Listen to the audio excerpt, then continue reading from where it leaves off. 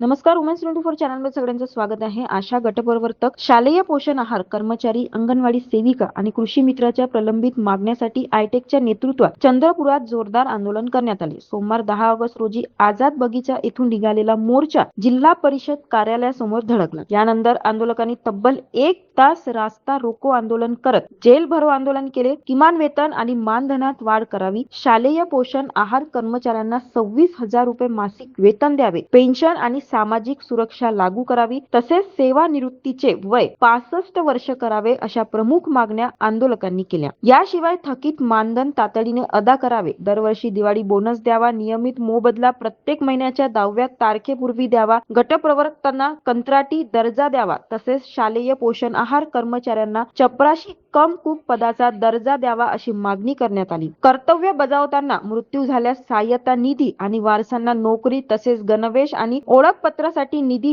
थेट खात्यात जमा करण्याची मागणी यावेळी करण्यात आली. या आंदोलनाचे नेतृत्व आयटेकचे राज्य सचिव विनोद झोडगे पाटील, राजू गैनवार, रवींद्र उमाटे यांनी केले. चंद्रपूर जिल्ह्यातील आशा गटप्रवर्तक, पोषण आहार कर्मचारी, अंगणवाडी सेविका आणि कृषी मित्र मोठ्या संख्येने आंदोलनात सहभागी झाले. आंदोलनानंतर जिल्हा परिषदचे मुख्य कार्यकारी अधिकारी आणि जिल्हा आरोग्य अधिकारी यांच्या मार्फत पंतप्रधान आणि मुख्यमंत्र्यांना मागण्याचे निवेदन देण्यात आले. दरम्यान 2014 पासून केंद्र सरकारने आशा गटप्रवर्तक आणि पोषण आहार कर्मचाऱ्यांच्या मानधनात अपेक्षित वाढ केली नसल्याचा आरोप आंदोलकांनी केला. प्रतिनिधी राशे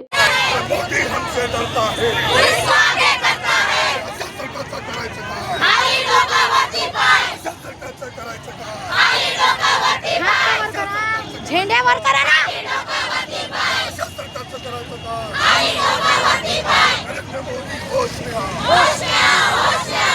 एसेकर सोबत बघत रहा वुमेन्स 24 चॅनल. धन्यवाद.